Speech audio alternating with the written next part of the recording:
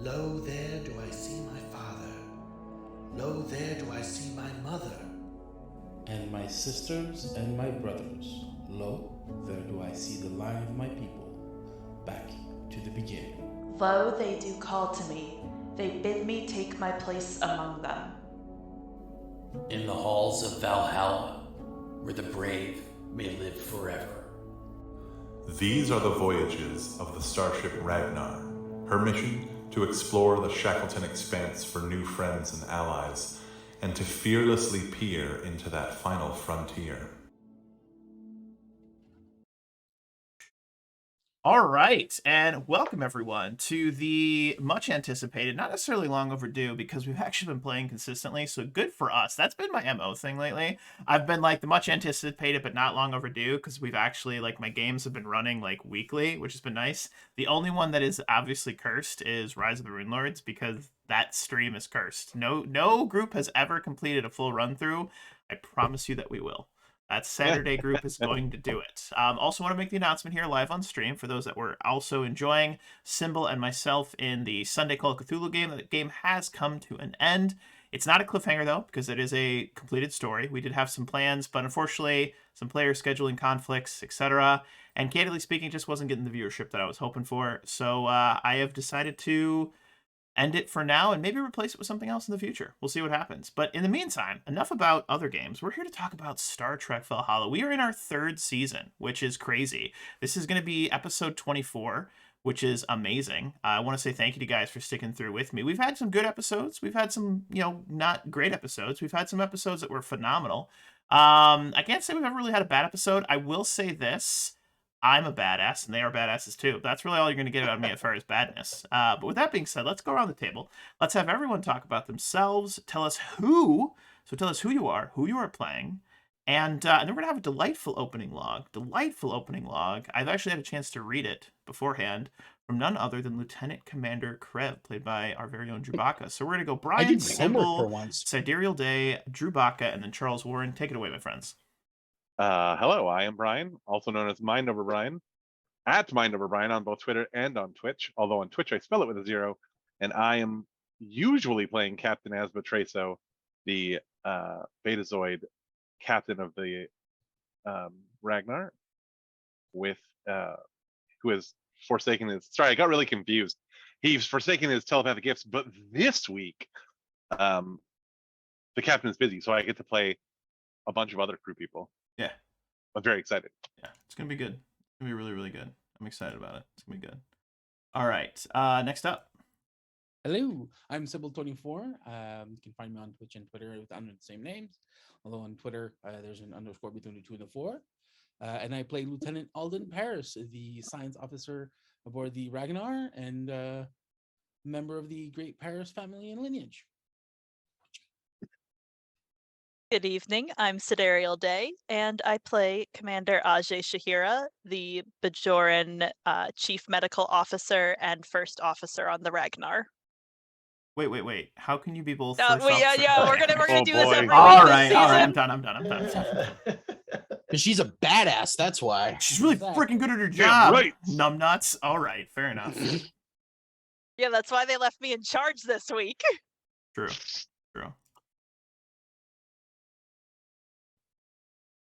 I guess that's me. Yes, sir. I'm Drubaka. I'm playing Lieutenant Commander Krev Glasch, the Tellarite Chief Engineer and head grump upon the Ragnar. I'm Charles Warren. I play Ensign Zed, our Ferengi Chief of Security and Operations Officer. And of course, I am Dare Wolf, the game master of this crazy story filled with time travel, weird space aliens, and just other stuff that's been weird, I guess. Mostly weird space aliens and time travel. That's kind of been our MO. But we're away from time travel, a little more campy this season. But we're gonna have just a little bit of a session intro here, a little bit of an opening log from none other than Drubaka. So Drubaka, please, my friend, take it away. Chief Engineer's log, Stardate 43697.4. Watching the captain have to deal with all these Starfleet meetings makes you glad I turned down all those promotions. It's bad enough having to rejigger the Ragnar for war footing. At least that's interesting work. Traso looks like he's one briefing away from crossing over to the mirror universe to become a deckhand on my ship. Lieutenant Paris has been especially flaky since the incident with their counterparts. I think he's been dwelling on this little tiff he had with Nurse Hagen. Could barely get his input on the upgrades to the ship. Maybe I should threaten to turn his precious stellar cartography lab into cobalt torpedo storage. Somebody who is not me should probably sit that boy down and have a little chat. Zed has been pushing the crew especially hard to prepare us, for the projected hostilities. He's been running everyone in the crew through holodeck combat drills for the last 3 weeks. If we weren't so focused on the actual possibility of hostilities with the Empire, I think there would have been a mutiny. Actually, you should probably delete that last statement, computer. It's been a week since Starfleet sent Lena to the Ragnar to spearhead the upgrades to our combat systems. I must say, her recent work using low impedance warp fields to bulwark shield systems is nothing less than brilliant. But I guess her mind was why I married her. And that... Never mind. 1 week. 1 whole week of weird looks from the crew. 1 whole week of hastily ended whispered conversations. I've spent my time on this ship, keeping my past and my private life just that, past and private. I think the captain is the only soul on the ship who knows what actually happened between Lena and me. Things would be much easier if she wasn't so blasted good at what she does. Would she refocus those microscopic Veriton induction dampeners on the primary phaser array? Speaking of which, I need to have a talk with the doc. Nth log. And for that delightful opening log, you may have 3 momentum because you're probably not going to need it today. So I'm just going to give it out willy-nilly. There it is. I'm just going to throw that out willy friggin' nilly. That's what's going to happen. You're just going to get a bunch of it, which is absolutely fantastic. So we are going to open our first scene with Lieutenant Commander Karev entering into the sickbay, and I'm going to get you guys over there in just a moment, where we see that the good doctor, Dr. Ajay, is standing in front of a sitting Lieutenant Tapar, and she was one of the crewmates that had been affected by this vampiric virus, several weeks ago, a little bit more than a month ago at this point.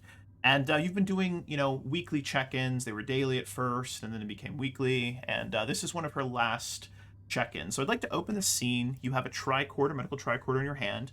You are currently scanning her, and everything is looking very good.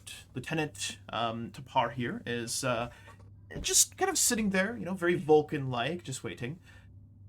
Doctor, if I may ask, is there anything Lieutenant? I should be concerned about? I'm not seeing anything, so unless you're still having any of those cravings you mentioned a month ago.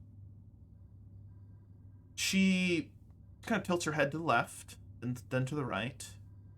I can honestly say, Doctor, I have not. However, the reason I ask is you had what I believe the humans call a distant look in your eyes. Is everything all right? My apologies, Lieutenant. Everything with your work is fine. I'm afraid I was just distracted thinking about one of the modifications happening. He nods. Speaking of modifications, Captain, excuse me, Commander, yes.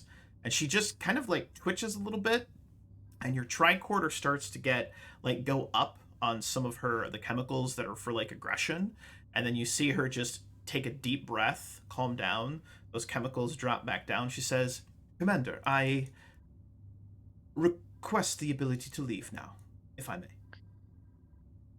Yes, you're all set. Thank you, Lieutenant. And thank you, Commander. And she is going to dilly-dell out. As she dilly-dells out, Lieutenant Commander Krev enters into the sickbay. Krev, is something wrong? Krev looks kind of uncomfortable. You got a minute, Doc? Of course.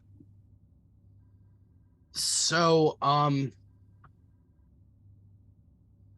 guess we have doctor-patient confidentiality, right? You can't tell anybody about this, right?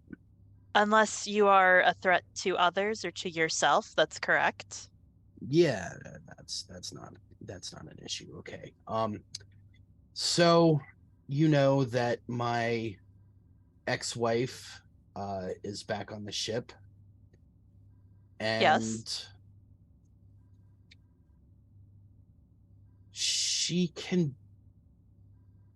be a little caustic, and it's becoming a problem.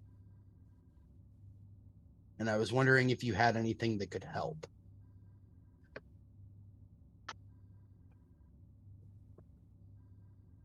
Ah. Yes. Yes, please, give me a moment. It's not as if she's the, yes, one moment. As, You have experience with bullions, I see. she's not the first one I've served with, no. Yeah, they do have quite a painful Yes. chemical Yes, Lieutenant composition. Commander, that's quite Amazing. as Ajay will cross over to the sick bay's computer here, and here we go. This one should be safe for you as well. Excellent. And that's the topical, right? Yes. Yes. Great. And you are aware of when to use it? Oh, this is part of why our marriage didn't last. The burns just got to be too much for me, but okay, I gotta go. The chemical burns or the verbal ones? Yes, exactly. And then he turns around and just like rushes out. And as he rushes out of the door, he almost runs face first into Nurse Hagen, whose expression in this moment, Lieutenant Commander Krev, is almost hostile. And you hear him go, "Watch where..." I mean, excuse me, Lieutenant Commander. After you, sir. Krev doesn't even notice. Perfect. He is gone. You have never seen a more red and flushed Krev. That is amazing. And we watch as Nurse Hagen enters into the I suppose the left-hand side medical bay, as it were. And he is busying himself with sanitizing the beds that are in here. He's got a little instrument. He's just running some, like high-intensity UV light over the beds to sanitize and clean them. And Commander Ajay, I believe you wished to speak with Nurse Hagen, so here's your opportunity. Mr. Hagen. No response. He's just kind of a... Nurse Hagen. Oh, yes, doctor. What? Yes. Sorry, I've had a lot on my mind. What? Yeah. How can I help? Yes, I'm aware. Are things between you and... This might be overstepping bounds, but have things between you and Lieutenant Paris settled down at all? His expression, for a moment, almost looks mischievous, almost looks playful, like he has this kind of like cheeky grin on his face for the split second. And then you notice that his expression turns sad. I'm going to have you give me a presence and medicine, difficulty of 3 on this. And if you have any sort of psychology or anything like that... I do have psychology. You may have a focus on this one. All right. Well, since we have... I noticed Brian only took 3, but you gave me before the stream started the special momentum. I did give you a special momentum. So I'm going to use that special momentum you now. You did get a special momentum. Oh, yeah, but then I thought he took it away from... I was kidding. From Charles. It was just a joke. Oh, all right. Fine. You can So have I'm it. gonna roll 3d20. I respect that. Well, that was a special momentum just for Mimi. It wasn't for So, well, now I get to use everyone. it then at least. Yes, so. that is correct. You may use it now. Yes. Okay, And perfect. it's a good thing I used it. You pick up that his expression turning like sad almost feels practiced to you in this moment. It almost feels insincere. But he responds to your question. It's been hard, Doctor, and thank you for asking. I just think that and he starts to kind of stumble over his words. I just think that Lieutenant Paris and I had different expectations for our relationship.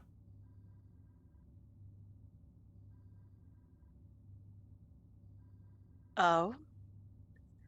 I rather thought you were maybe going to talk about it with him. He smiles. This one seems genuine. Does that imply you think I haven't tried?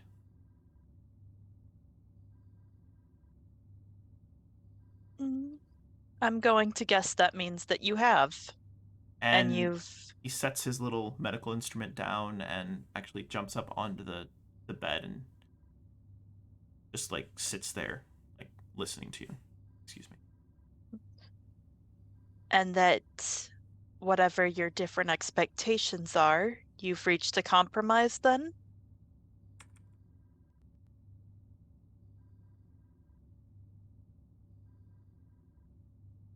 My compromise, Doctor, was time apart. And he kind of starts to chew on his lower lip. But I've got to be honest. Even though he frustrates me, I miss him.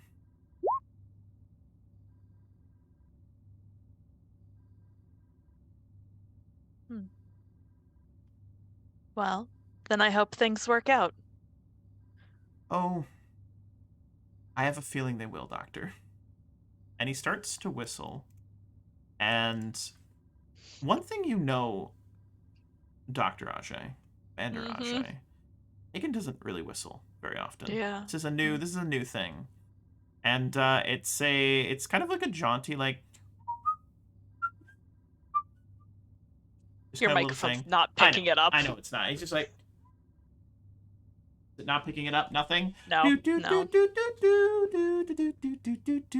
So maybe he's just do-doing to himself. He doesn't do a lot, but he is do-doing. He's doing a little scatting right now is what's happening. So that is a thing that is transpiring. That is absolutely a thing that's transpiring. But with that being said, I'd like to actually pivot away from the medical bay. And Zed, you had requested a scene with Lieutenant Paris in his quarters for just a brief like, conversation between the two of you. So I'd like to pivot over to Lieutenant Paris's quarters. Zed, you are outside of Lieutenant Paris's quarters, and you have an opportunity to click the door and enter in if he allows you to do so. And I will get you guys over to that scene in just a moment. Mm-hmm. All right. Take it away, gentlemen. Zed will or however that works. Yes. I love it. That was perfect. Yeah. And enter. Oh yes. Zed will walk in and he's got a data pad in his hand. It's like, Lieutenant Paris, do you have a moment? Lieutenant Paris is at a little dining table. There's like 4 or 5 data pads scattered. There's like one on the floor. There's one in his hand. He's like, okay, but if I get that cake, I know he won't like it. But then, hey, Zed. Zed's gonna walk over and he'll pick up the one that's on the floor and he'll kind of wave it and he'll put it on the table and he'll sit down. I'm very sorry to bother you, but this is of the utmost importance that something that we must discuss. Okay. You do remember, of course, our formal contract of friendship. Yes. Well, and he pulls it up and he says, as stated on page 2, paragraph 15 of our formal contract of friendship, I, as signatory 1, am obligated to you as signatory 2 to perform certain duties in relation to any impending weddings that may occur, should you decide to propose to Nurse Hagen, that is. Okay, what are you getting at? Well, the most important of these would be the drawing up of the formal contract of marriage. And I don't, although neither you or I would dream of including the items normally found in a traditional Ferengi marriage contract, I think it would be useful for us to start with the basic framework and modify it as needed in order to ensure your marital prosperity should the wedding take place. All right, all right. All right, well, let's see. And he starts to go through the different things. He says, well, normally the contract is signed between the prospective groom and the bride's father. The father leases his daughter to the groom for a set period of time and agreed free, but I suppose we that will not come into play in this. I don't think that'll be an option. What about the clause forbidding a spouse from earning profits or owning property? Though that if we put that in, Hagen, I'm sure is gonna find a way to get some anyways. So let's just remove that, make sure that there's no clause that forbids it. Well, Zed continues down, and the further he gets down in the contract, the more uncertain he becomes, and he says, well, okay, on second thought, perhaps a Ferengi marriage contract is after all not the best basis. No, I think for this circumstance, if we go 100% new and original, that would be like the best, right? Something simple, something short, something that is more of a contract of promise than a contract of duty. Do you understand what I mean? I do. I think that would be wonderful. So, do you have any expectations for Nurse Hagen during your wedding? Are there any special stipulations or prenuptial arrangements that need to be put in place? As I said, there's no duties or expectations. This is all about promises of trying to be the best that we can be. Can I put it? And then we spend I guess another hours just writing out like a one-pager contract where Zed is very much unhappy with it. Yeah. How bloody romantic. Yeah. How bloody romantic can it get? I mean, I don't know. I couldn't have made it. You know what? Roses, blah, pacha. Absolutely. I do have one final question after we finish this. Once you are married, I suppose that you will be spending even more time with Nurse Hagen. Will you still have time for our recreational activities? Zed, we will never miss out on Hollow Knight. That is our thing. It's never going to change. Over the past year, Hagen has been even more wanting me to spend time with you, so don't worry about it. And our velocity matches with Veles and Hagen will continue, so don't worry. Thank you. Of course, I wanted to respect your entering into this state of matrimony, but I did not want our friendship to suffer. It's not a done deal. Don't worry. It seems like our contract of friendship is securely in place. Exactly. Love it. I love it. I love it. And anything else to add, gentlemen? I think that was fantastic. That'll be it. I like it. I like it. So now we're actually going to pivot over with Zed leaving the meeting with Paris, looking happy. I would assume. It seems like you're probably in a pretty good mood after that meeting. It went well. Contract of friendship is in place. Everything's looking good. And you are heading down to, I believe, engineering, where you wanted to meet up with Lieutenant Commander Krev And as you get down to main engineering, you actually don't readily see Lieutenant Commander Krev. You see Petty Officer Bronson is working on the warp core, and you don't readily see him. So I'd like to just open with a couple of the engineers nodding to you as you enter into main engineering. And I'm curious, where do you go? And what's the battle plan here? Because you don't see where he's usually going to be. You're not sure exactly where he is. Don't pay attention to the token on the screen because he's not there. Zed will walk over to Bronson and say, good afternoon. Oh, Ensign Zed, how can I help you? I was scheduled to meet with Commander Krev here to look over the specifications for the upgrade to the phaser arrays. She looks down at a data pad and goes, doot, doot, doot, doot, doot. Right. Hey, 9 of 13.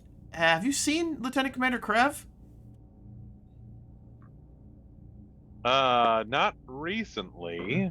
Yeah, no, I don't know where he went. It's been a pretty quiet morning, actually. Yeah, really quiet. It's been really quiet. He's, Ensign Zed, from one of the side rooms, like one of the storage rooms, you hear a giggling. Almost sounds like schoolgirl giggling. And you hear what sounds like something like get knocked off a shelf and like hit the floor with a loud thud, clang, clang, clatter, thud. No one in engineering looks in that direction. It's like they just completely ignore it. And they're just like, yeah, no, we have not seen him. It's weird. It's just really, yeah. Taval, have you seen Lieutenant Commander Krev? I think he was in where was he again? I don't know where he was. No, you haven't seen him? Nope. Sorry, Ensign said no idea where he is. More giggling. And Lieutenant Commander Krev, Drubaka, if you could give me your best schoolboy laugh, if you could, would be so kind. Just do that for me, please. Oh, it was a muted laugh. Are you pretty sure you just heard Lieutenant Commander Krev laughing from that side room, as it were? Zed doesn't think this is unusual because his hearing is way more acute than the other species here. So he's I think I have an idea where he might be, and he's going to walk it straight towards the. No, he's not. That one is currently under, and as you open the door to the supply closet, you see the good doctor, not the doctor, but one of the doctors, Dr. Lena Mosa Glasch. They are, embracing in one another's arms, fully clothed, all right? But they are, like, giggling and laughing with one another. Oh, no, I think my Borg implants are acting up. Security, you should probably take me to sickbay. Quickly. She is a good head and a half taller than Krev, by the way. She's like an Amazonian woman, like caressing his like weird head. He's just like, good boy. Well, Zed has also blushed a deeper set of orange. He's like, yes, Borg implants. We must see to that at once. If you will come with me. Yeah. And I'm imagining that the two of you didn't even really notice that he opened the door, and all you hear is, "Oh, Krevki, I've missed you so much." Oh. Shut up, baby. I know it. Yeah. As we're walking out here, he gives a very suspicious look to 9 of 13. He says, "This is Commander Krev seems very uncharacteristically uncharacteristic." I don't know what you're talking about. I haven't seen him all day. Of course. I suppose neither have I. This way. Frank Ryan just like next to the door. He's been working there all the whole time. He's like, they won't stop. They won't stop. Yeah. That is absolutely fantastic. Absolutely fantastic. So that was good. And then I think what we're going to do here is we are going to pivot over actually to the captain's ready room. And Captain, I want you to put yourself into the mindset that you have been in staff meeting after staff meeting after war room meeting after war room meeting. This is literally the only hour and a half that you have free to get a quick lunch, maybe a 5-minute power nap. And you have just sat down in your ready room. You again, the Ragnar is docked at Starbase 123. You've just sat down at your ready room. And literally the moment you close your eyes, there is a doo-doo-doo-doo, doo-doo-doo-doo. And Lieutenant Paris, you are outside of the captain's ready room, knowing that he has just returned. Trezo looks longingly at his tea and then sets it down with like clear regret. And then he's like, enter. So Paris enters. He's got like a thermos, a standard Starfleet thermos in one hand, and a plate covered with something in the other. Sorry to bother you, Captain. It was the only time I know you were available. So to try and compensate me, I brought you some. Okay, I managed to get some actual leaves for you. So just puts the thermos there. And I was told these were handmade. So and there were a bunch of Belized pastries. So Well, like, that's very kind. What can I do for you, Mr. Paris? I have a request. And it's kind of awkward for me. Will you marry me? I mean, me and Nurse Hagen. While I throuple. appreciate the offer, I don't know that a throuple would make my wife particularly. I mean, will you officiate this ceremony, sir? Mr. Paris, I'd be disappointed if you asked anybody else to do it. Okay, I'll go now. Thank you. Just name the time and place. I presume it'll be in one of the holodecks. Probably, yeah. I still have to ask him, so I have to get that ready. Thank you, Captain. Yeah, you're very welcome. And good luck. I think. Thank you. Captain stands up and puts his cup back in the replicator to disappear, and then one standard teacup, just the cup comes out, and he pours some of the thermos out. He's like, "Sorry, did you want to stay and have no, a cup of tea? Thank you. Do you need to?" Please enjoy, sir. And he awkwardly walks out. Love that. And I think that's a perfect transition, Lieutenant Paris, for us to transition to the bridge, where you had requested a scene with Minnie as well as Sheer, basically the pilot of the Ragnar and the communications officer of the Ragnar. So we're going to pivot over to the bridge as you exit out, looking a little awkward, where you see Minnie is sitting at her station, Sheer is sitting at his station, and they have a small, like, foosball, like a little, like a Nerf, like, the little Nerf balls you used to throw and they whistled? They have a little Nerf ball that they've replicated, like a little football, and they're tossing it back and forth. So you hear a whistle, whistle, whistle, like a whoo. And she's like, nice throw, Minnie. She's like, well, I used to play, football. And he's like, football? That's like an old, like, Earth game, isn't it? And it's like, whoo. And they don't notice that you're on the bridge. It's like super lax right now. I walk over to my station, get the data pad that I need. Yep. And as she goes to throw it back, she goes, "Oh, officer on deck," and like stands up, like does like a weird, like awkward, like half salute thing. I think if we've established anything here is that I'm the least one you have to stop being you when I'm here. That's fair enough, Lieutenant. Think fast, and she's going to chuck the Nerf ball at you. I'm going to have you give us a quick check here. One of the most important checks of your entire game mastering. not game mastering, but player career on the Ragnar. I'm gonna have you roll a fitness and security difficulty of 2. You have hand-to-hand combat. You may use this. Fail. I do not. Fail.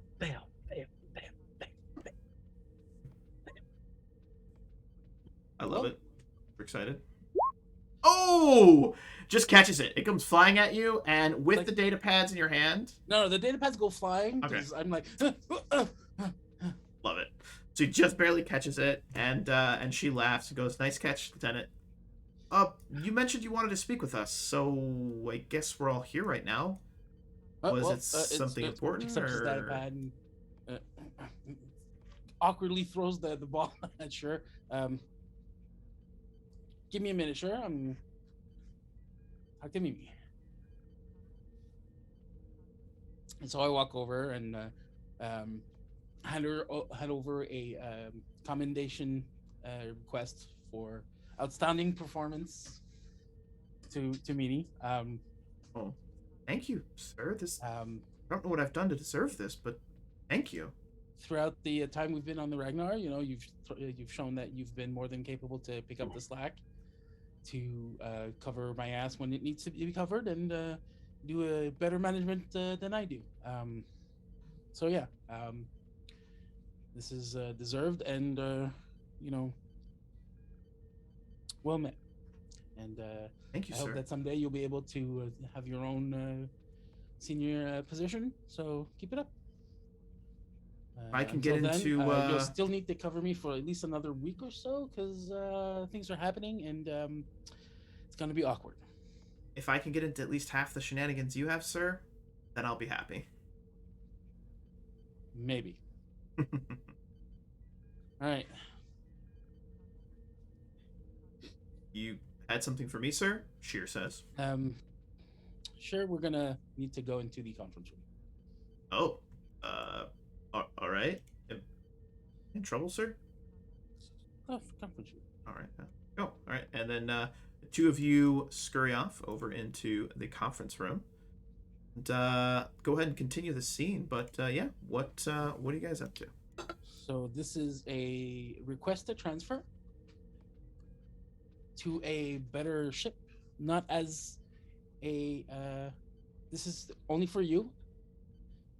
There's a position on one of the new ships coming out, and they need a pilot, and you're the best I know. His eyes go wide. He looks down at the at the request for transfer, and he kind of like goes to stutter, and he just stands there in front of you for a few moments, and he goes, "Sir, has the captain signed off on this?" This is to be discussed with the captain in a few weeks. This isn't official yet. This is the request that I'll be sending. But your talents are underused here with us, and I want you to be able to expand on those talents. And as you've said more than once, orange is not the new black. Huh. He thinks. And if you don't want to, nothing has been started, so there's no problem. Sir, I know if I stay aboard the Ragnar, I'm gonna see things, do things, and go places that I likely never could have dreamed of. We've already done those things, sir. But if I take this transfer, then I think it'll be easier for me to move up the ranks. That is indeed what I thought. Which one would you do, sir? If you had asked me 2 years ago, I would have stayed on the Ragnar. Today, as much as the Ragnar is my home, I'm starting to think that maybe I need a career. Of course, my career being sciences on the Ragnar. That's just the bonus that it happens to be. But yours can be somewhere where your skills will be appreciated more than they're needed here. You said I've got some time to think about this, right, sir? Oh yeah. All the time in the world, until you want this. This is here. Thank you. Thank you. And he goes to turn to leave unless you stop him. Good to leave? Good to leave, and he leaves. I like that. Let's go over to a scene where Zed and Mr. Velez come to see Commander Ajay in sickbay after they've sustained some injuries. So this is going to take place several hours, maybe even the next day. Captain, you've been in just a series of additional meetings, and we're going to pivot back over actually to the sickbay, where Nurse Hagen is actually not currently there. But Commander Ajay, you see a very beat up, bruised, and slightly battered Ensign Zed, along with Velez as well, which I think Bri, the captain guy, you can go ahead and take on the role of Velez if you wouldn't mind. But they have come in, and it really looks like they've been in a fight. It looks like they've been through the thick of it. So, Zed, Lieutenant Velez, Ensign Velez, take it away. Zed is walking Junior, as if his ribs are cracked. Yeah, I like to imagine we come in sort of leaning on each other. Yes. Like Right. neither of us can support our own weight, but we can if we lean together. Right. Gentlemen, right over here. Oh, Mr. Velez. Come on. Slowly. Yes, of course, sir. Well, over there. Commander Ajay, as you can see, the Klingon hand-to-hand holodeck simulation, it is. We were not successful in our last exercise. It was entirely my fault, Doctor. I enabled the Vulcan protocols, perhaps imprudently. However, yes, in the event of actual warfare, we must be prepared for the unexpected. So I think perhaps it was logical, Mr. Velez. And the ensign undersells his performance, as we were successful in the simulation. Yes, well, perhaps next time we should have one of my medical staff on site if we're going to be using the Vulcan protocols. Oh, yes, I agree. One never knows when there may be a landing party that will invade the medical bay, and the medical staff will have to defend themselves as well.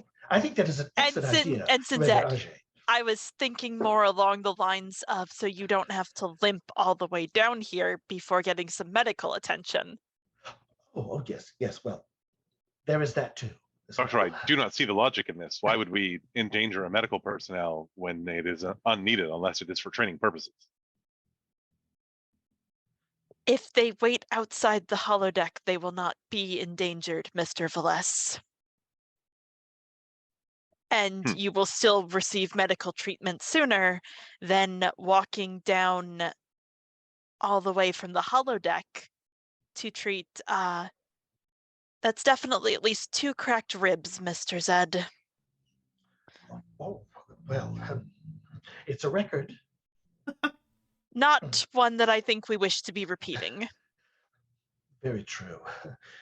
Doctor, I do not wish to question your expertise, but would cracked ribs be able to be solved by a nurse standing outside the holodeck? No, but you could at least get some wrapping on it so that you don't possibly jar the ribs and make them worse. Or you could have asked for a transport to sick bay. I assure you that I ensured that Mr. Zed moved very carefully on his way here. He was very thoughtful in that manner. Yes. one of Velez's arms is just hanging like limp. And your own injuries, Mr. Valles, were also not exacerbated by the walk? No, we quite logically used my operative arm as a support. Commander, I do not wish to distract you from tending to our injuries, but there is something I have observed. I believe Mr. Velez has observed this as well. It seems that the crew is becoming less enthusiastic about the more frequent security training drills that we've been conducting in the past weeks. With the possible impending Klingon conflict, I would think they would see that this is a great necessity. Necessity or not, Zed, the issue at hand is that right now, all of our time is either taken up with the modifications to the Ragnar or your training protocols. While both of these are necessary for what for what Starfleet Command has decided our new role will be, this was meant to be a science exploration vessel. We were supposed to be in the Shackleton for at least another few years in all likelihood. Having that mission change so suddenly and in such a way, I don't want to say morale is at a low point, but it is something we must keep an eye on. And if the only two things our crew is doing when they are not off duty is running war exercises or working on necessary but unhappy modifications to make it so that we will be better equipped to serve in what might turn into a war zone.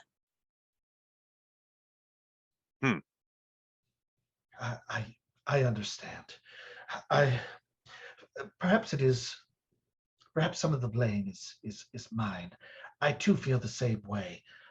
I feel that war is in a way the antithesis of the goals of the Federation.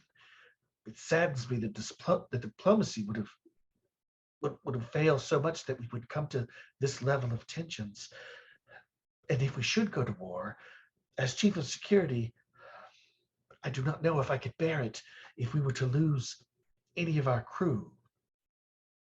You're coming from a good place, Ensign, but I'm afraid that we must also make time for other things, even knowing what is to come.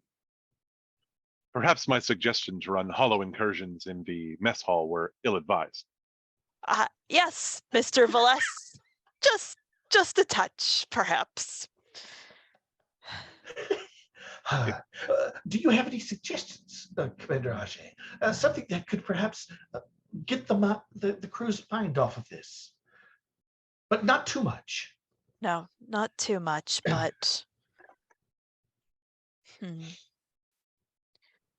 can't rotate anyone off the ship right now, but perhaps if you... Yes?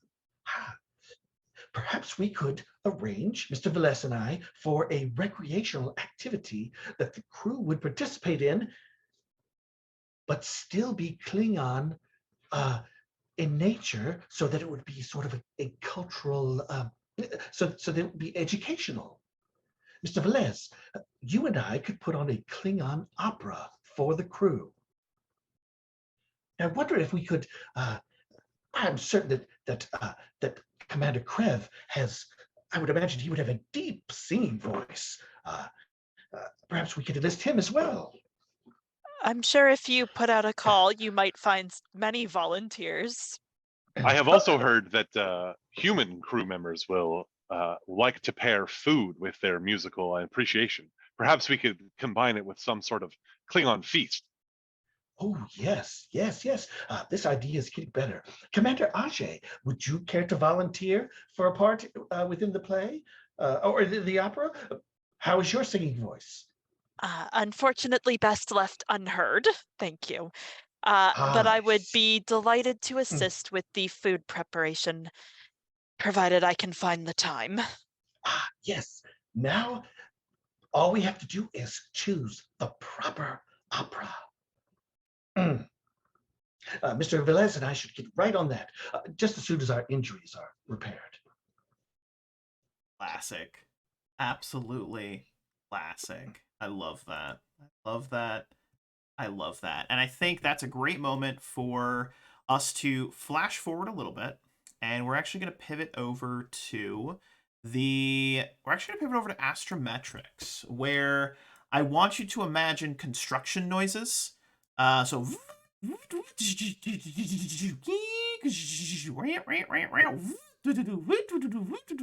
and we see a number of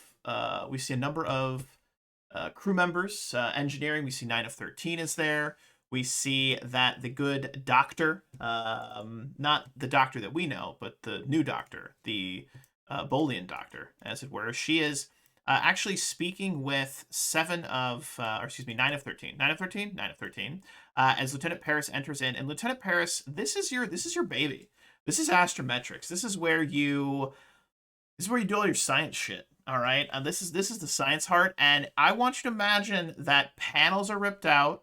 Cabling is everywhere. The beautiful giant astrometric screen has been mostly removed, all the panels, and it looks like it's being turned into a secondary combat bridge is what it's being turned into. And it's horrible.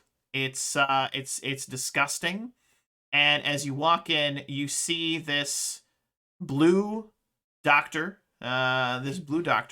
She has the biggest grin on her face, and she's just like, oh, 9 of 13, you are just a hoot. I had no idea that my little Krevsky was getting into so much trouble. So there was a purple dragon that he befriended in engineering and then turned the warp core purple. That is the delight. Oh, that's one of the things I loved about him. You know, he may seem like such a hard ass, but let me tell you, he has a heart of gold.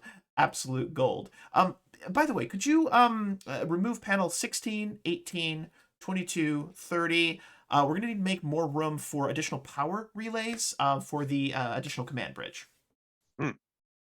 Absolutely, Doctor. He pivots around, sees Lieutenant Paris.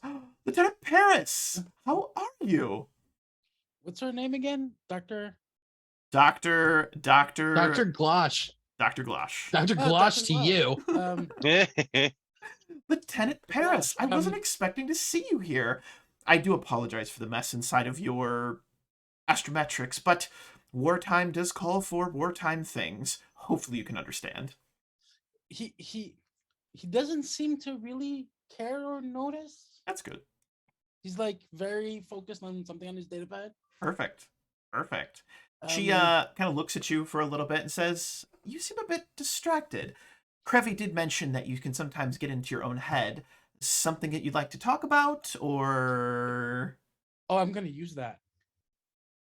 Use what? Oh, yes, you should. I'm going to use that. Yes and no.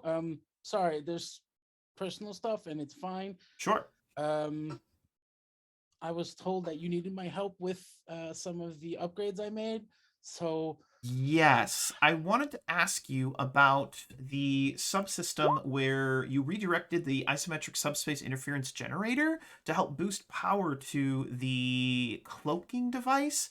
I was curious if you thought that might actually interfere with the reverse emergency tachyon imaging array, which I'm going to need to replace and then modify the emergency isometric induction actuator so that we can actually get the proper amount of power to this additional bridge. I know it might seem silly, but what's the first place that Klingons like to attack? Usually the bridge, so we need a backup. That's how it is. I totally understand. Like, it's fine. I'm learning to let it go. This is the word that I've been told. Doctor, I just want to mention, it looks like we may need to recalibrate the tertiary quantum induction gradient grid.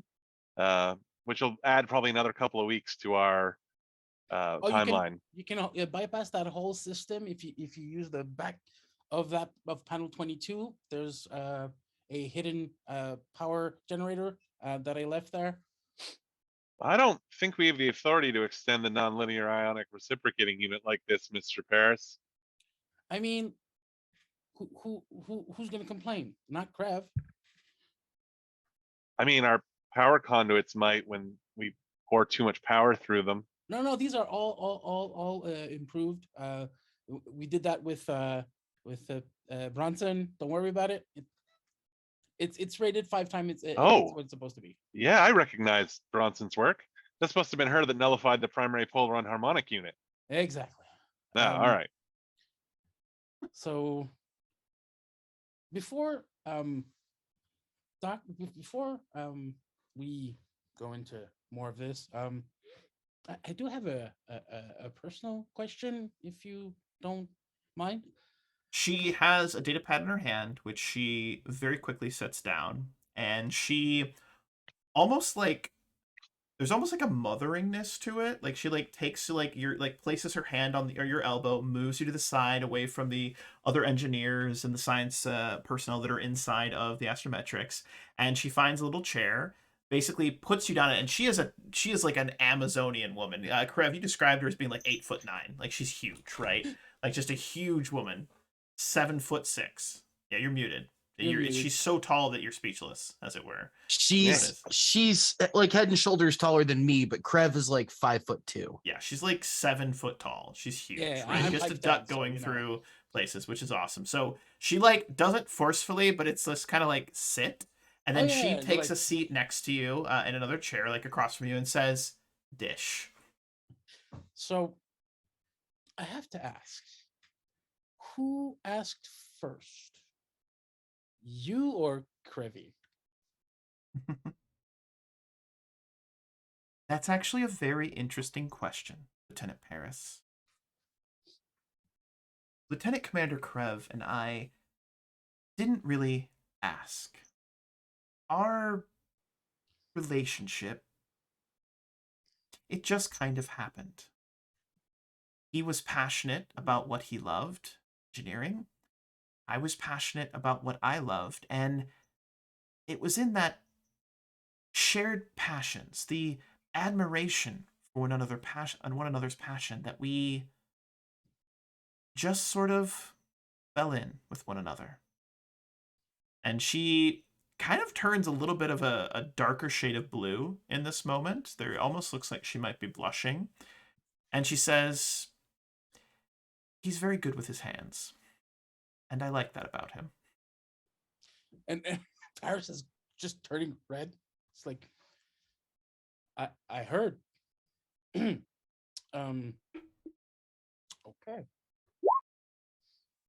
All right. You have someone, don't you? Yes. Yes. Are you open to a bit of, I would call it solicited advice? Yes. Just be yourself.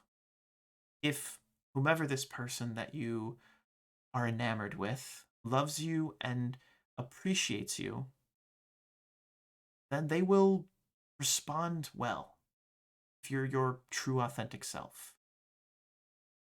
If you try to be someone you're not, it's just simply not going to work out. And she smiles and says, "Simplicity is genius. Don't overthink it." Yeah, we haven't worked a lot together yet. I overthink everything. It's kind of my thing. Try not to. But I agree. She taps her comm badge and she says, "Lieutenant Commander Krev, could you meet me in holodeck 3? There's some power relays that I need to have you talk to me about." Acknowledged.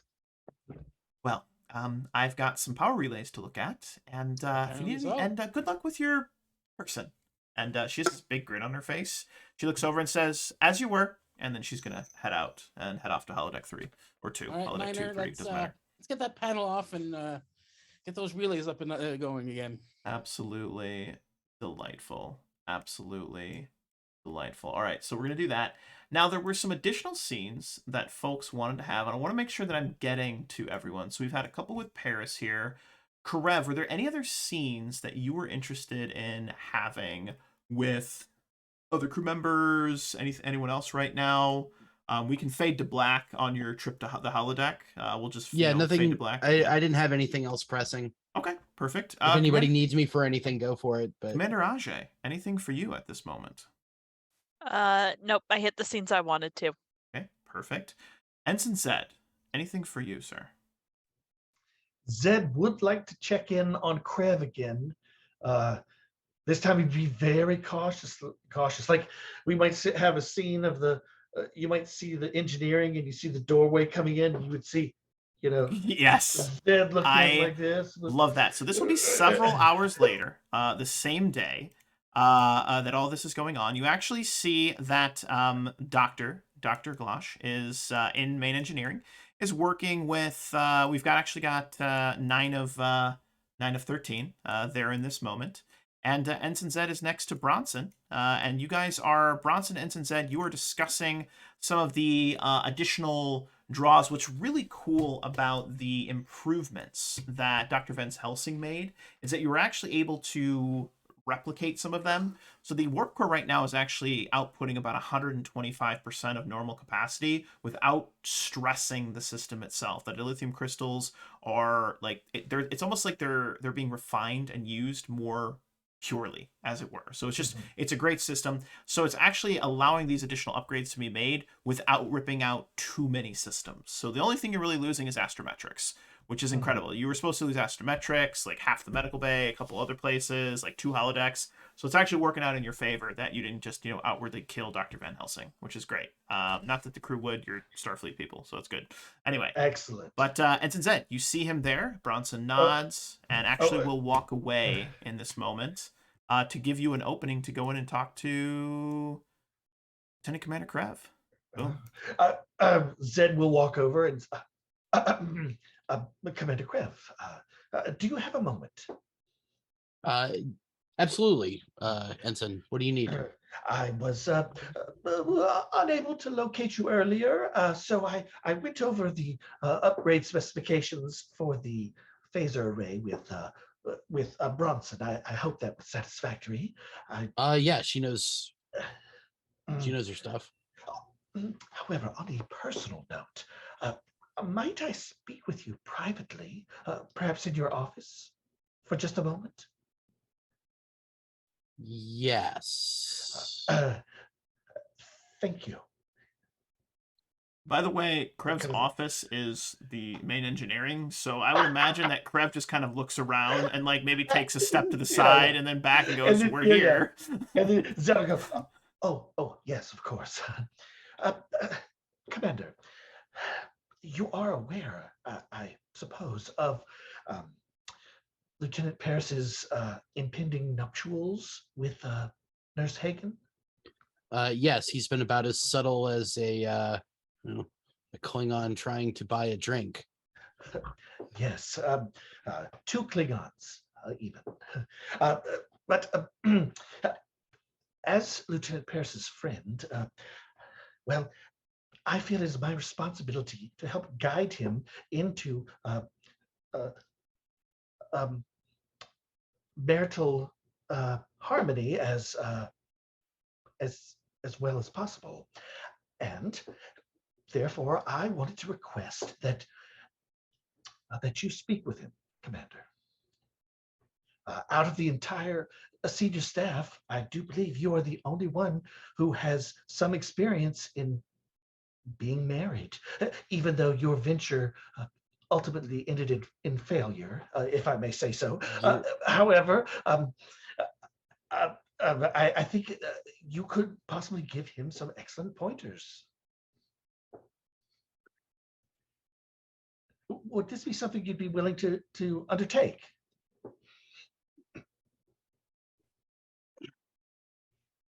Mr. Zed?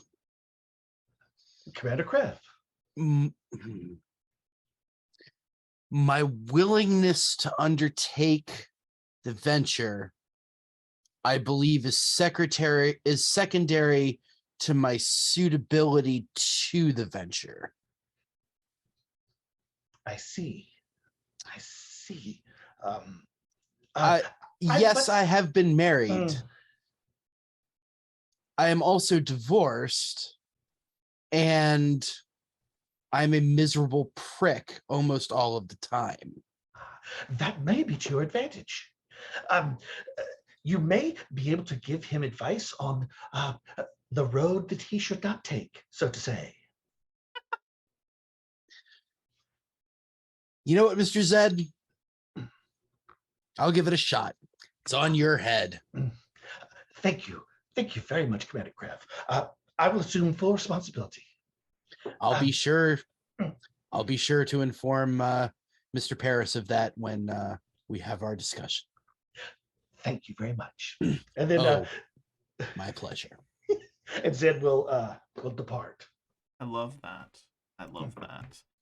And we're actually going to cut over to, and imagine if we kind of zoom out from the Ragnar, we actually head into Starbase 123, where we see a conference room.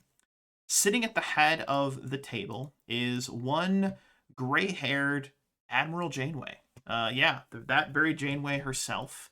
And she has that kind of, I guess I would describe it as that kind of annoyed Janeway look on her face. If you've ever watched the series, you know exactly what I'm talking about. Like she's just a little perturbed. And sitting at the table are several captains, several high-ranking officers of the Federation, and everyone looks tired and stressed is the best way I would put it. You see that, like there's like the little flaps been pulled down. You can see that some of them have their sleeves rolled up. There are data pads covering the table.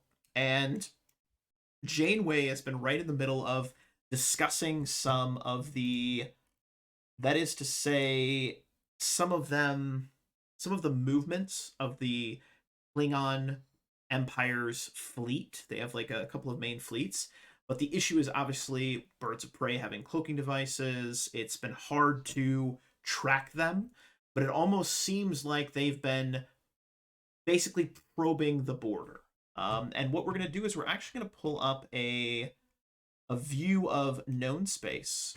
And this is for all of you. It's been a long time since we actually pulled this up. In fact, it's been since season 1, I think, since we pulled this one up. So let me delete the shadow monster because that one's gone. So that's good. Probably a good thing. All right, but we see the kind of like a holographic display of the known space. And you see Admiral Janeway kind of swipe her hand down to the Klingon Federation border. And she points at Starbase 117. As I was saying, there's been several contacts just inside our borders. Starbase 117 can't confirm that they've been Klingon vessels, but who else would be probing in that area? I am most concerned about that starbase, Volt, as well as Penson. I'm looking for options, people. My goal here is not for this to devolve into war, but with the recent aggressive change in leadership inside of the Klingon Empire, I fear that we will have no other choice than to show a show of force. Suggestions? Any suggestions other than open conflict? Silence around the table.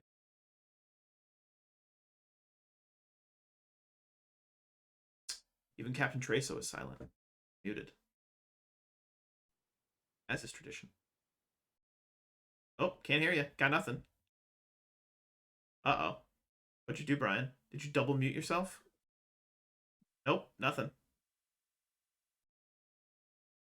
Your headset die? These darn upgrades.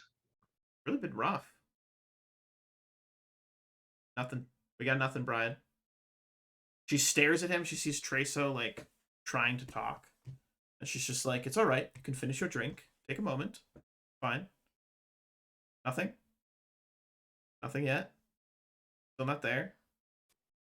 How about now? Yes, There you you got go. it. Hey! Hey, that was like scary. I was like actually scared for that whole time. I had to reset my headset and then it didn't join the PC immediately. Anyway, Amazing. has anybody tried setting up a detection grid?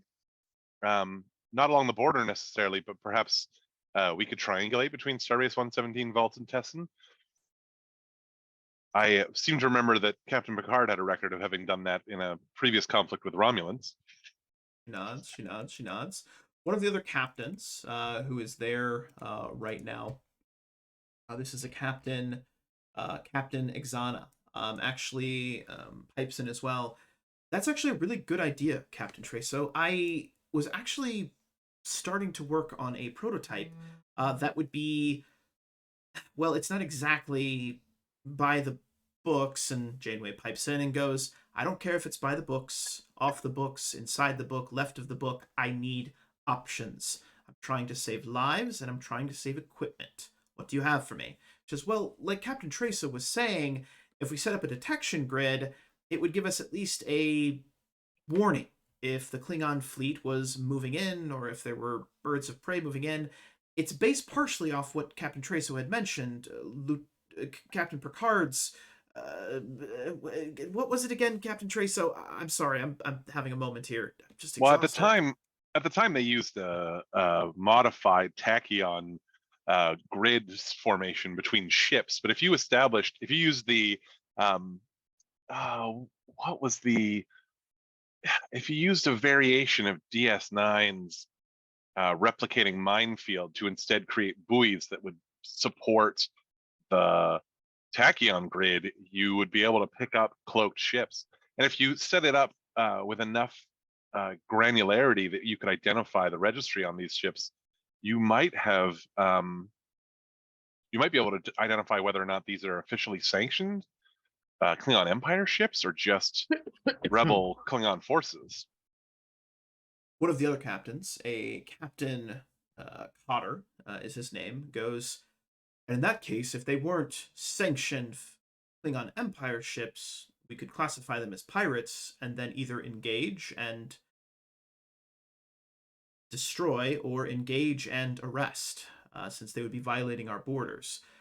That would give us grounds to actively strike back if we saw fit. And if they were Klingon Empire ships, we would at least have the evidence we need to make some actual diplomatic inquiries with some evidentiary backing. Nods around. Impressed looks from everyone around the table. Janeway looks over to the captain, Captain Treso, and then also looks over to Captain Exana and says, I'd like you two to head this mission. I want a viable option to set up this detection grid in the next 48 hours. Can you get it done? It'll be tight, but I don't see, unless Captain Exana has any kind of sees any problem with that, I don't see why we couldn't get off the ground. She nods. I actually have a working prototype probe that should be easily modifiable to work in cohesion with the replicating technology of the minefield. If you can give some of your crew and some of my crew can work together, I think we can get it done, Captain Treso. Nods all around. All right. Well, we've been at this for hours. Let's all take a quick 2-hour break, get some shut-eye, meet back here, and continue our deliberations. Dismissed. And everyone rises up and heads out. As that happens, I'd like to go on back to the Ragnar, and I think we're actually going to do this in... Let's do this one in one of the shuttle bays, where there's still a bunch of crazy artwork that's been drawn. I had no idea that got... Who drew a literal penis in there? Well, we can't use that one anymore. You guys are monsters. All right, we're gonna go over here then. All right, so we're gonna be in this place instead. It definitely wasn't me. Okay, well that was very distasteful. I'm super disappointed in the crew right now. That's reasonable. But we are gonna see Lieutenant Commander Krev is going to walk in. Let's see here, Paris. You are probably doing some preparations for your nuptials, as it were. Maybe there's some supplies in here that you were double checking on. And Karev, you asked the computer where Paris was. You found out that Paris was alone in Cargo Bay 2. So you walked in and you see him doing his thing. Whatever it is he's doing. Take it away, gentlemen. Lieutenant? Yes, Commander. This is going to be painful for both of us. Lieutenant? Yes, sir. Ensign Zed has asked me to give you relationship advice. Okay. Yes. I see where this is going. Yes.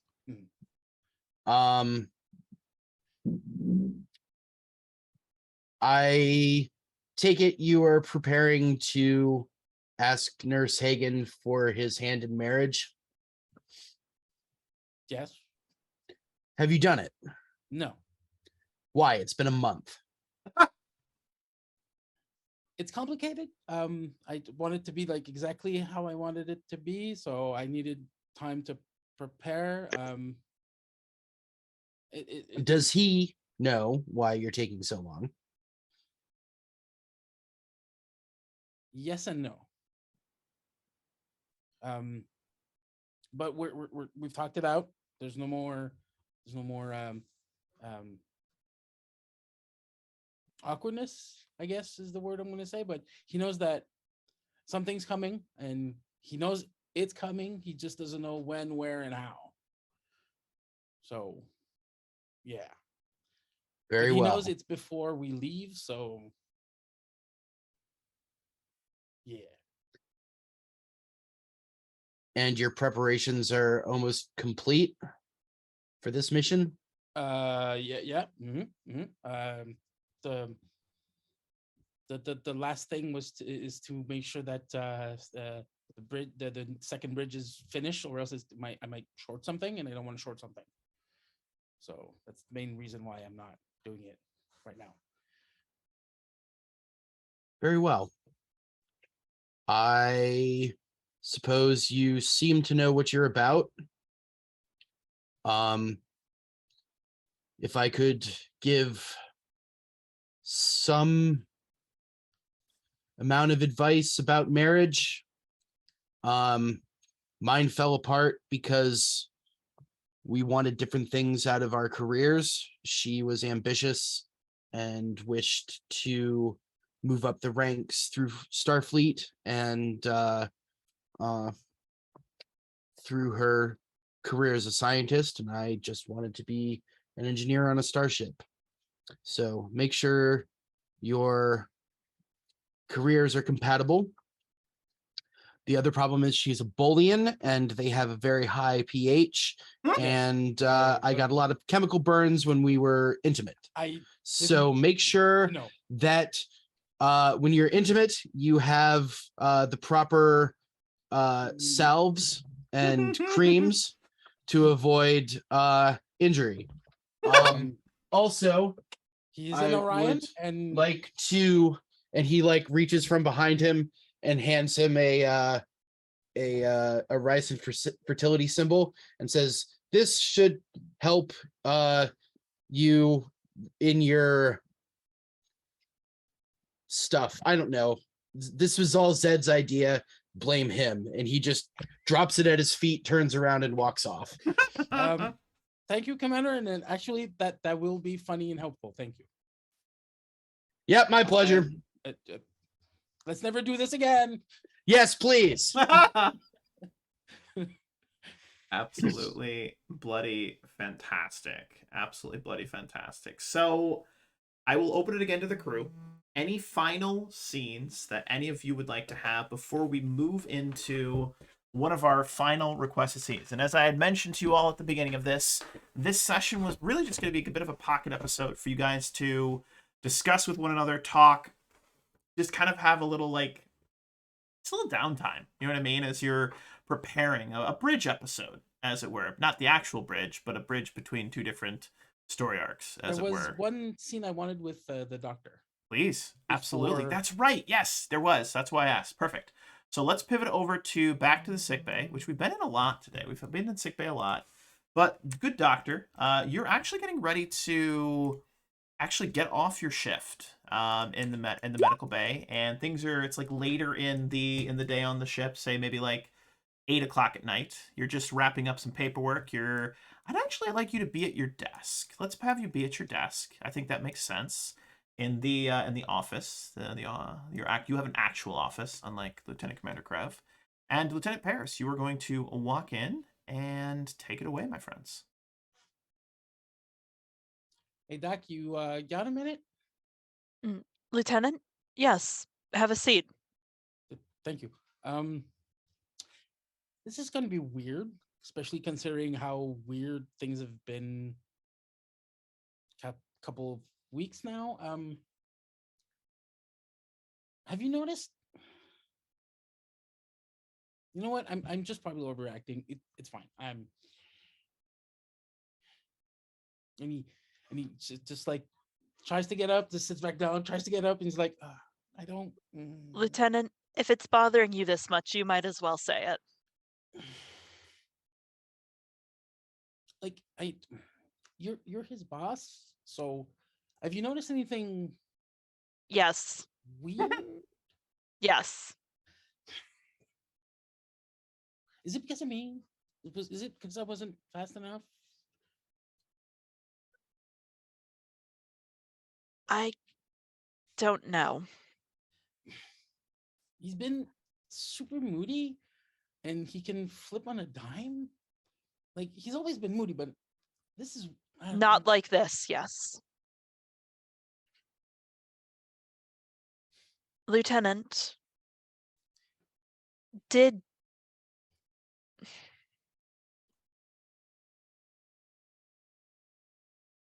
before this, I hesitate to call it an ultimatum, before he suggested your break, did you ever intend to ask him to marry you?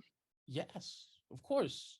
I was just deeply insecure in how to do it. Or if I should do it. I know we talked about it, but it was never like something he needed. I suspect something changed and now he feels he does need it. And that might be part of what's contributing to everything happening with him right now. Like, we've never talked about his family, because I know when Orion leaves the syndicate, it gets complicated. Have you ever had to deal with his family? Or no, he doesn't talk about them. He'll talk about past things in Starfleet, but nothing from before Starfleet. Nurse Hagen isn't the first person I've met to prefer things that way. All right. Dude. Doctor? Yes? Oh, sorry, I didn't see that you were with someone. I'm just, you're supposed to be off shift, and I'm supposed to take over for you. I'm the new extra doctor. I thought maybe we could have a chance to like exchange notes and stuff. But if you're busy, I can. It's fine. Wander around. Doc, it was a good talk. Sick bay. And and don't forget, it's the invitation still for tomorrow at 3 at the mess hall. Yes, Lieutenant, I'll be there. Thank you. Lieutenant, hi, I'm Dr. Chidastis. I'm Doctor, nice to meet you. Welcome on board. Thanks. Yes, welcome on board. Please come in. And he just walks out. Like it. And I'd like to actually have a moment with this new character. So Dr. Chidastis is going to be the new basically the night doctor, like the night shift. He is, I'm imagining in my head canon, and please, you can fill me in, Captain, if I'm wrong. This is your NPC, but he's like combat trained, like for like combat, like triage and things like that. So I'd like to just get to know him for a few moments here, if you don't mind, and just have the two of you just deliberate, talk for a few minutes, and then we'll take it from there. I understand that you have less combat medicine training than they would prefer, given the current direction they're tasking the Ragnar. Yes, I have some experience with trauma surgery, but it's focused on reconstruction because of natural disasters, not because of war. It's an Andorian custom when you come aboard someone else's ship that you should bring them a weapon. So, and he pulls out one of the Andorian, like, I want to say ornamental knives, but this one's clearly not ornamental. It's like very sharp. It's still, then he pulls it out and he's like, oh, I should give you the sheath too. Just a second. He detaches it, sheathes it, and then slides it over. He's like, yep, listen, going into combat, you're probably going to want to wear one of these. It has been my experience that often sickbay, being the place where they keep the injured, tends to be a focal point for Klingon forces. They'll leap in and just murder everyone in the sickbay to make sure that, you know, especially on a Starfleet vessel, at least studying their tactics in the Andorian Academy. That's what I learned. I see. Shahira will pick up the knife carefully and Is it heavy, Doctor, or is it like light? Is it like very, what does it feel like? It has some heft to it, but it is really well balanced. It is clearly a knife that is designed to be used in combat. Yes, hi Bella. Sorry, my cat desperately wants to make a cameo. So we watch as a cat rounds the corner in the sick bay. That is the doctor's cat, apparently. No, there it is. No, not allowed. We do not have cats in the we sick bay. We see that the cat is obviously a hologram. As it flickers for a moment, and that's where we're at. That's good. I was gonna say that's not kosher. Yeah, if you need, I would be happy to train you in the use of the Andorian battle blade. Time permitting, yes, I would appreciate that. I don't believe in carrying a weapon I can't use.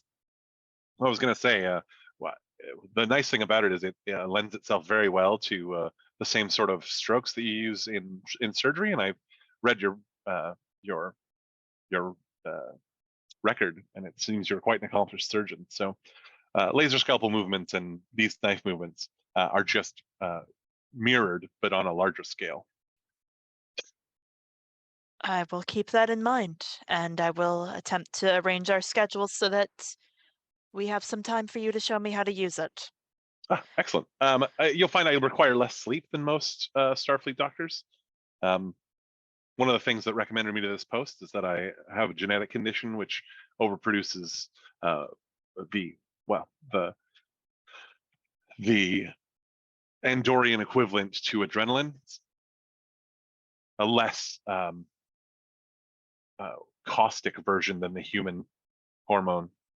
So I just require less sleep, and I'm more alert than most of my species without suffering any of the adverse effects that a human would. Fascinating. Then thank you very much, Doctor. Is there anything I can show you about how our sick bay is set up, or tell you about the ship or the crew? You know what? I'm gonna have to spend some time doing some homework anyway. Do you have a trauma ward yet? Not a dedicated one. We may want to consider something of that nature. I'm sure we'll have an excellent working relationship, so I don't feel any need to iron out any of those things right now. Is there anything else you'd like to ask me? If you have a few more minutes, perhaps we could begin actually looking into this trauma ward. What sort of setup would it need to have, and where would you recommend placing it? Separate from sick bay? I wouldn't want it to be too far from sickbay, but I think I would want to modulate how the biobeds are arranged. That central biobed tends to interfere with quick movement between them. Mm. All right. Perhaps we can modify the sick bay area on the left then for trauma. I tend to use the one to my right for some of the more experimental procedures we've been doing. So I would hate to just roll over it. It occurs to me that I don't think I have done enough examining of an Intrepid deck plan. Is there a secondary sickbay, or is this the only one? The only one, right? Yeah. We only have this one. We may want to consider repurposing one of the labs on deck 13 then as an emergency sickbay.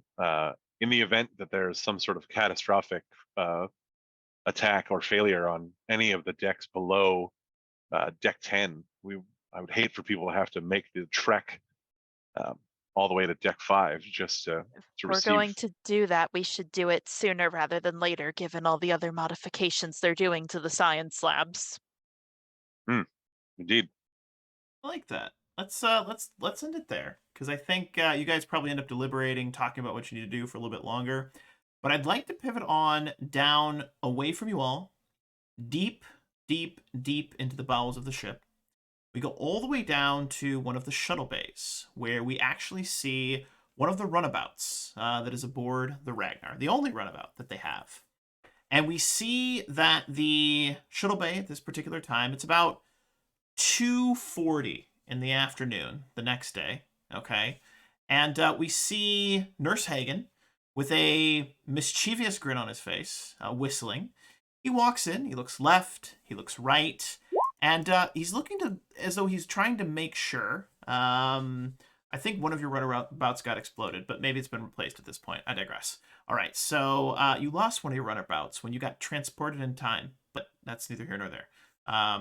Maybe you're getting a replacement now, but there's only one for this time. But I digress.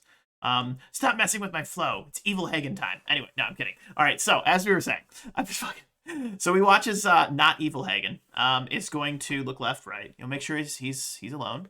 He opens up the door to the runabout, gets inside, makes his way to the back of the runabout, where he goes to a back kind of like storage room, like a supply room. This is the Crockett, as it were. And we watch as he goes, puts a little security code in. The door doesn't open. Instead, what happens is there is this kind of like shimmer, as though it's like there was almost as though it's like he's stepping through something, like maybe stepping through like a portal or a doorway of some sort. And we watch as he steps through it. As he steps through into it, we see a very, very dark, very dimly lit, what appears to be a cell. And in the corner, huddled up in a corner, hanging from the wall via some nasty-looking chains, we see another Nurse Hagen.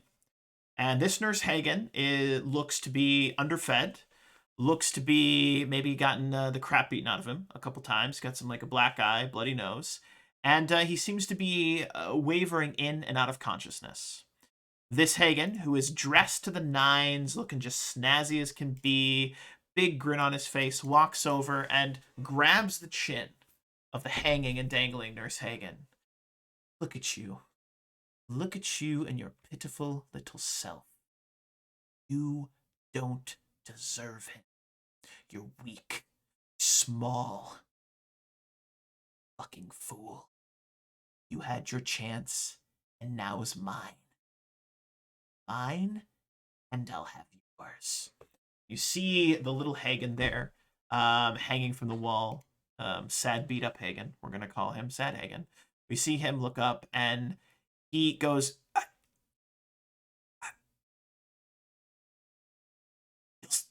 he'll see right through you. He knows me. He'll know you're not me. Hagen, evil Hagen, turns away turns back, backhands him. Hagen hanging from the wall, drips down. He then looks down, gets really close, whispering in his ear, he's about to propose. And then he just slowly backs out of the room, starts to do that like do do do do do do do do do do do do. If you've ever seen like Kill Bill, it's that kind of whistle thing. And he walks out. This kind of shimmer happens. The prison cell that you saw seems to get like covered via like some sort of hologram. The door closes. He relocks it, and then he whistles all the way back out of it. Where we pivot over now down to. Actually up a few decks over to the lounge of the Ragnar, where this is the forward lounge right above the deflector dish, where we see a really, really big gathering of crew, like a super big gathering of crew. And we see Lieutenant Paris is... No, Paris is not there. He's not there yet. Okay, he's not there yet. Okay. So you had asked Lieutenant Paris to describe the scene. So are you meeting Hagen there? Is Hagen going to be there before you arrive? Or how would you like to set this up? Was invited to be there at 3:05. Okay, perfect. And so everybody else was invited to be there at 3. Everyone's okay. So everyone's there at 3.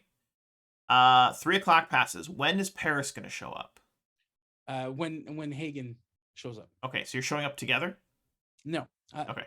All right. So I'd like to cut to 3:05. Hagen walks in, looks around, obviously looking for Paris, sees everyone there. Sort of like frowns and looks a little annoyed, and then almost rolls his eyes for a moment, but then walks over, sits down at the bar, and orders a very strong drink. Oh, before he can start moving. Okay. All the lights across the whole ship. Okay. Just go off. Okay. So I'd like you to take this scene then, Paris. You'd asked for a little creative license, so I'm going to give this scene to you. Take it away. So, as I said, everybody was invited. I hope you're all there, except the captain, because we know he's stuck. I think the captain would make time for this. I don't think so. It's just like, hey, can you guys be there at 3 with no other context? So captain's like, I'm kind of busy. That's the expectation. Unless you really want to be there, Captain Treza. Exactly. So everybody's there. There's a bunch of people just like milling about, just like, what why were we all invited? What's going on? And the second Hagen just like does his eye roll and everything, all the lights go out and the whole ship goes dark, except for one spotlight on Hagen. And then across the whole ship. And I had the time of my life. And I owe it all to you, yeah. Is this Paris singing karaoke? Yeah, it's Paris singing. Hey, Google, play Time of Your Life. It's so true.